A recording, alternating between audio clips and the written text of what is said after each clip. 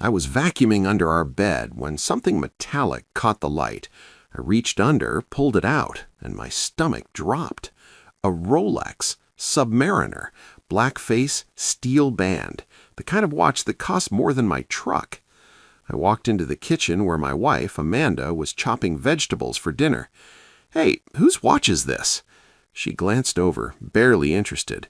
"That's yours, babe." I stared at her. "What?" "Your watch, from your dad, remember? You keep it under the bed because you're afraid to wear it." My mouth went dry. My father died when I was 7. He was a construction worker who wore a $30 Timex his entire life. He never owned a Rolex, and I've never kept anything under our bed. I held up the watch.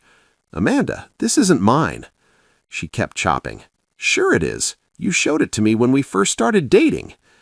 "No," I said slowly. "I didn't." She finally looked up. Our eyes met. And in that split second, I saw it.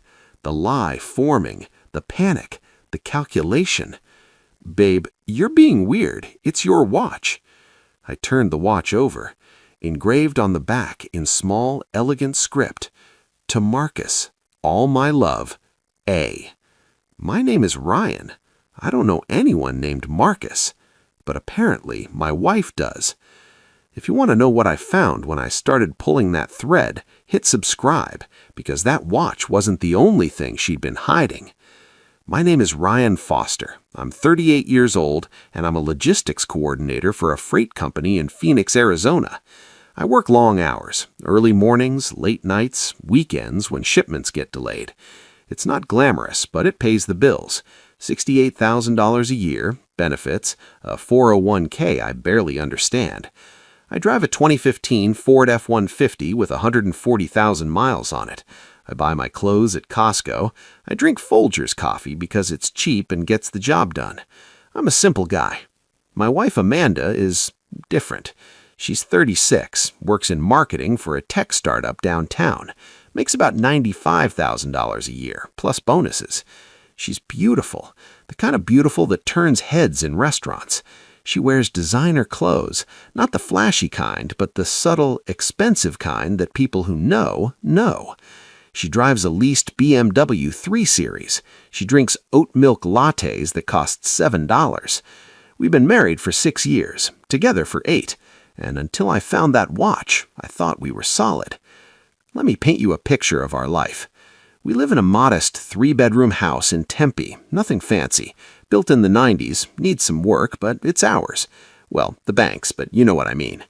Our routine was predictable. I'd leave for work at 6 a.m., she'd leave around 8:30. I'd get home around 6 p.m., she'd get home later, 7, 8, sometimes 9. Client dinners, she'd say, networking events, you know how it is. I did know. Her job required FaceTime, schmoozing, building relationships. I never questioned it. Why would I? I trusted her. We'd have dinner, usually something she'd pick up on the way home because neither of us had the energy to cook. We'd watch TV, she'd scroll her phone, I'd fall asleep on the couch. We'd go to bed, rinse, repeat. Looking back, I can see how we drifted. But at the time, it just felt like life. Two busy people doing their best, keeping the machine running, until the day the machine broke down. It was a Saturday, rare day off for both of us.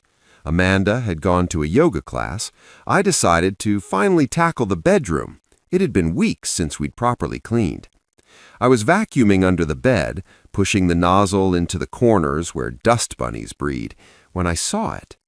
A glint of metal, catching the light from the window. I turned off the vacuum, got down on my hands and knees, reached under. My fingers closed around something cold and heavy. I pulled it out. A watch. Men's watch. A Rolex Submariner. I'm not a watch guy, but I know a Rolex when I see one.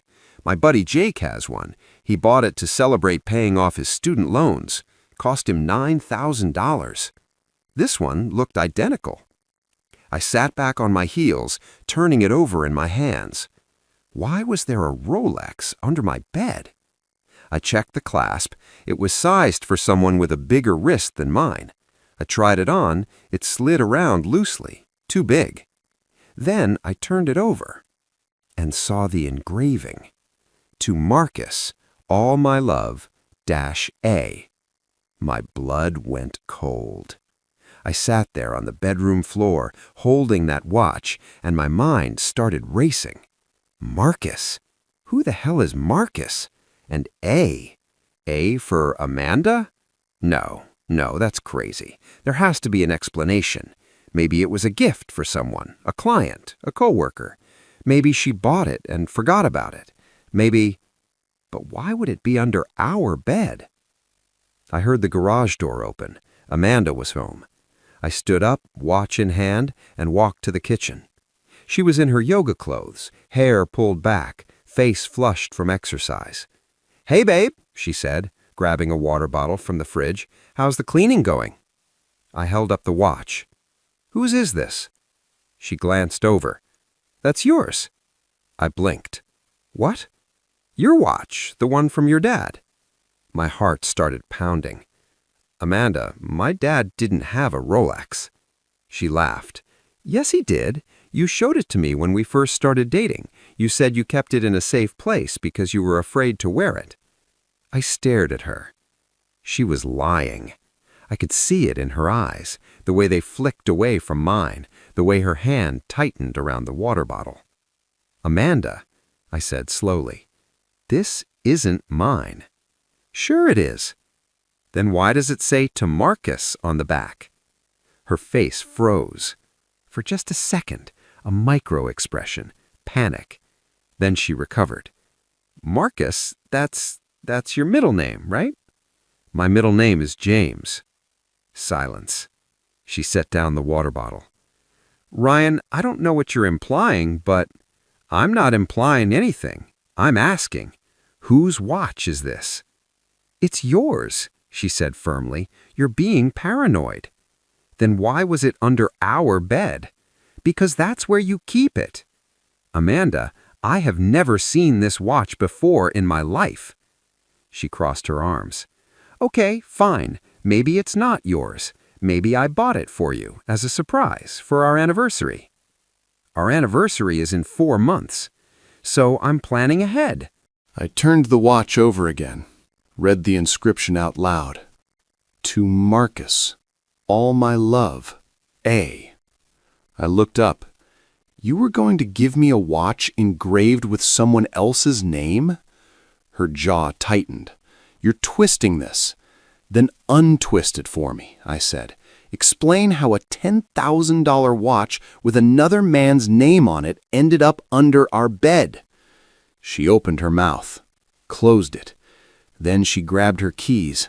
I'm not doing this right now. You're being ridiculous. And she walked out.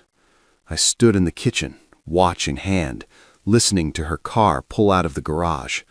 My hands were shaking, not from anger, from adrenaline, from the sickening realization that my wife had just lied to my face, and not just a small lie, a big, elaborate, panicked lie.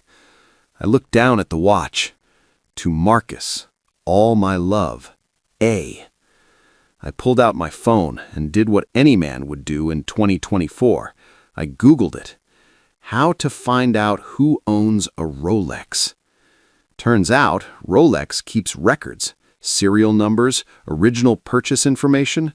I flipped the watch over, found the serial number between the lugs, and wrote it down. Then I called the nearest Rolex dealer.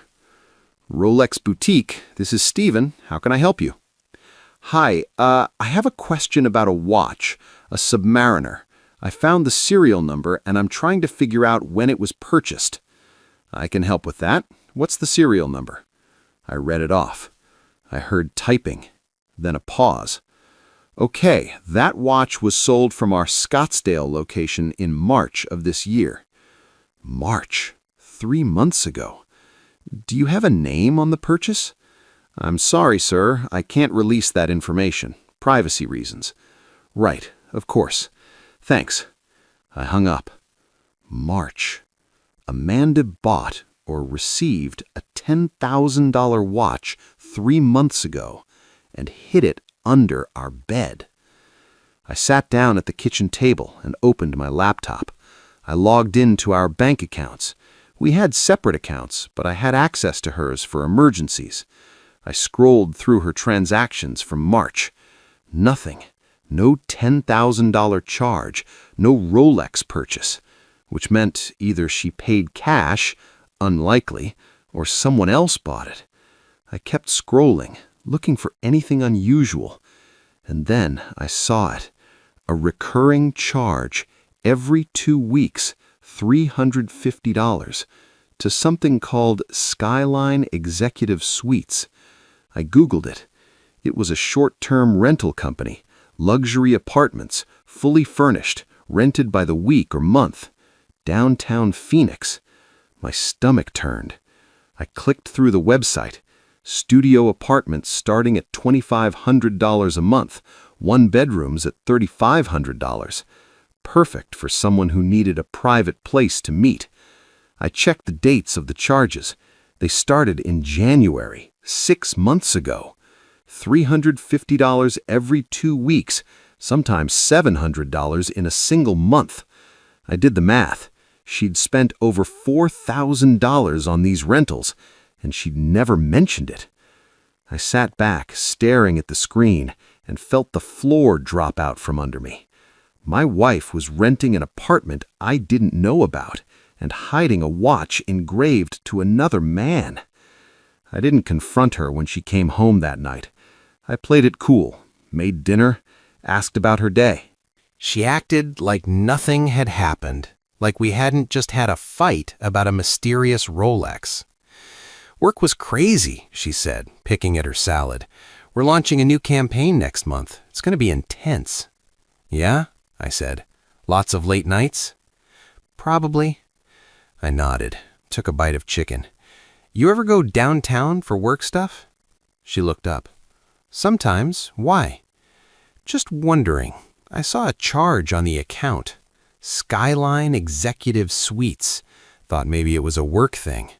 Her fork stopped halfway to her mouth. "Oh, yeah, we rent a space there sometimes for client meetings." $350 every 2 weeks? "It's a retainer," she said quickly. "Easier than booking each time." I nodded slowly. "Makes sense." She relaxed, took a bite, changed the subject. And I knew. She was lying. The next day, I called in sick to work. I waited until Amanda left for the office, then I got in my truck and drove downtown. Skyline Executive Suites was a sleek glass building near Cityscape, valet parking, doorman, the kind of place that screams money. I walked into the lobby, marble floors, modern art on the walls. A young woman at the front desk smiled. "Good morning. How can I help you?" "Hi, my wife rents a unit here, Amanda Foster. I'm supposed to meet her, but I forgot the unit number." She typed on her computer. "Foster. Okay, yes, unit 412, 4th floor. Thanks." I walked to the elevator, pressed 4. My heart was pounding so hard I could hear it in my ears. The elevator dinged, doors opened. I walked down the hall, found 412. I stood there for a long moment, staring at the door. Then I knocked. No answer. I knocked again, harder. Still nothing. I tried the handle, locked. I pulled out my phone and called Amanda. It rang and rang. Then, faintly, I heard it, a phone ringing inside the apartment. She wasn't at work. She was here. I knocked again. "Amanda, I know you're in there." Silence. Then footsteps. The door opened. But it wasn't Amanda. It was a man, mid-40s, tall, expensive suit, Rolex on his wrist, identical to the one I'd found. He looked at me, confused. "Can I help you?" Behind him, I saw her, Amanda, standing in the middle of a fully furnished apartment, wearing a robe. Her face went white. "Ryan, who the hell are you?" I asked the man. He looked back at Amanda, then at me. "I'm Marcus." The world tilted. Marcus. The name on the watch. I looked at Amanda. "What is this?" She stepped forward. "Ryan, let me explain." "Explain what? Explain why you're in a secret apartment with another man? Explain why you bought him a $10,000 watch? Explain why you've been lying to me for 6 months?" Marcus held up his hands. "Look, man, I didn't know what? That she was married?" He looked at Amanda. "You told him we were divorced." My stomach dropped. "You told him what?" Amanda's eyes filled with tears. "Ryan, please, answer the question," I said. "Did you tell him we were divorced?" She looked at the floor. "I told him we were separated." "We're not separated. We're married. We live together. We share a bed." Marcus's face hardened. He turned to Amanda. "You lied to me." "I didn't. You lied to both of us," I said. I didn't stay to hear the rest. I turned and walked back to the elevator, down to the lobby, out to my truck. I sat in the driver's seat, hands on the wheel, and tried to breathe. My wife had been living a double life. She'd rented an apartment, started a relationship with another man, told him we were separated, and she'd been coming home to me every night, kissing me, sleeping beside me, like nothing was wrong. I pulled out my phone and called the one person I knew could help, my brother, Jake. "Ryan, what's up?" "I need a lawyer," I said, "a good one." Jake didn't ask questions. He just gave me a name. David Ortiz, divorce attorney, aggressive, expensive, effective. I called him from the parking lot. "Mr. Foster?" he said, after I explained the situation. "First, I'm sorry. Second, we need to move fast." "Why?" "Because if she's been planning this for 6 months, she's probably already talked to a lawyer. And in Arizona, whoever files first has a strategic advantage." "What do I need to do?" "Come to my office, today. Bring everything. Bank statements, the watch, photos of the apartment if you have them. We're going to build a case." I drove straight there. David's office was in a mid-rise in downtown Phoenix. No nonsense, functional. He was in his 50s, graying hair, sharp eyes. He listened to my story without interrupting, took notes, asked pointed questions. "Do you have proof of the apartment?" "I have the address, the charges on her account." "Good. What about the affair?" "I saw them together. I have the watch." "Did you take photos?" "I hadn't." "No." He nodded. "That's okay. We'll get what we need. Arizona is a no-fault state, but infidelity can still impact asset division and spousal support." "I make more than he," I said. "Does that matter?" "It does. If she's been using marital funds to support an affair, we can argue dissipation of assets." "Dissipation?" "Wasting marital money on an extramarital relationship. The court doesn't like that." He leaned forward. "Here's what we're going to do. We file first, tomorrow. We ask for temporary orders, freeze joint accounts, prevent her from selling assets. Then we start discovery." "How long does this take?" "Depends. If she fights, 6 months to a year. If she settles, faster." I nodded. "Let's do it." I didn't go home that night. I checked into a Motel 6 off the I-10. $60 a night, smelled like cigarettes and regret. I lay on the bed, staring at the ceiling, and tried to process what had just happened.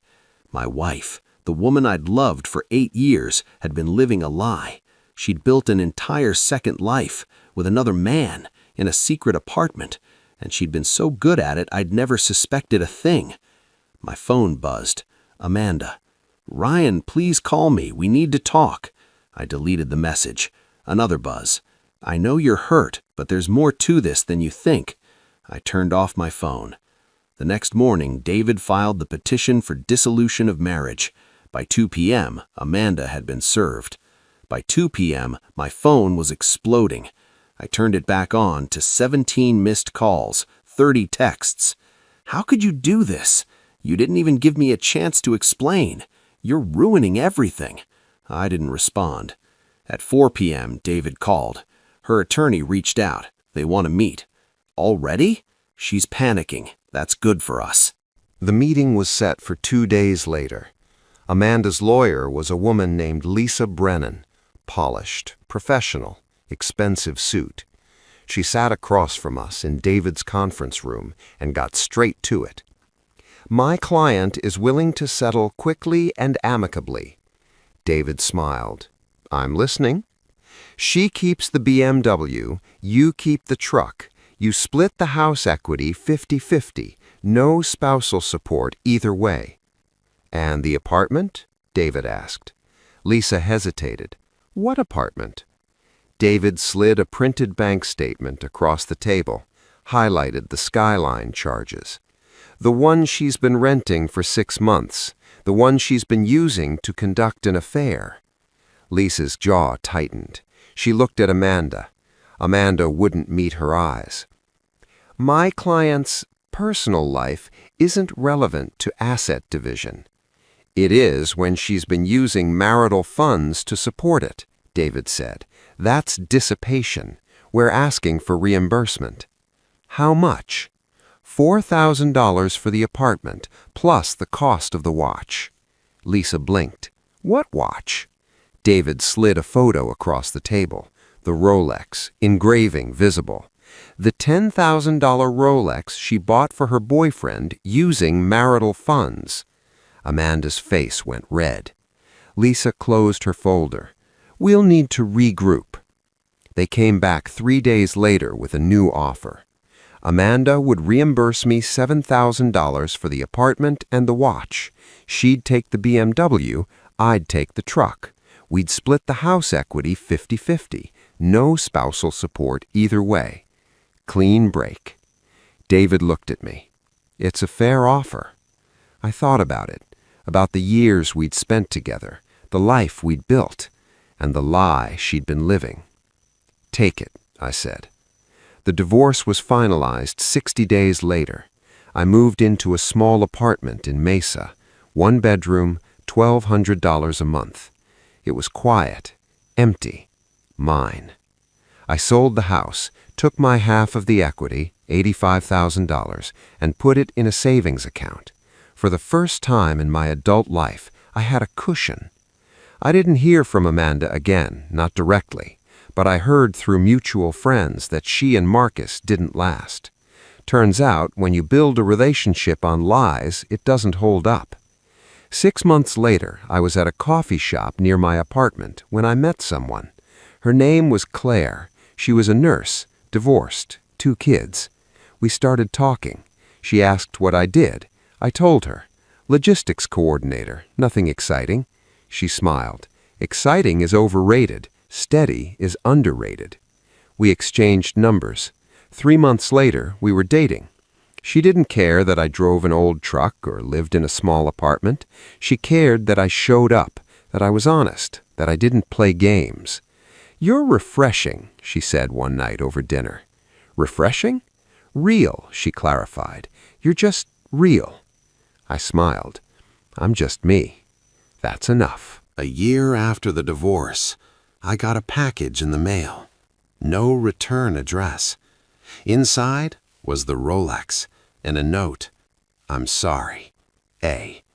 I stared at it for a long time. Then I took it to a pawn shop and sold it for $7,500. I used the money to take Claire and her kids to Disneyland. We stayed in a cheap hotel, ate overpriced churros, rode Space Mountain until we were dizzy, and for the first time in years, I felt light. Here's what I learned. A lie doesn't start big, it starts small. A secret apartment, a hidden watch, a story that doesn't quite add up. And if you ignore it, if you tell yourself you're being paranoid, it grows.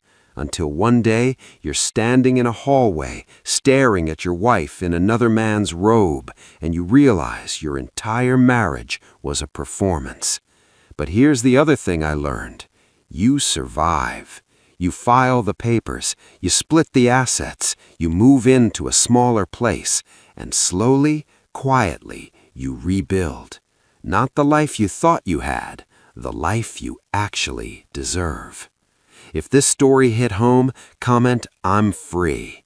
If you've ever found something that didn't add up, if you've ever been lied to by someone you trusted, if you've ever had to start over, this one's for you. Hit subscribe for more stories about the moment everything changes, because the truth doesn't always set you free right away, but it always sets you free eventually.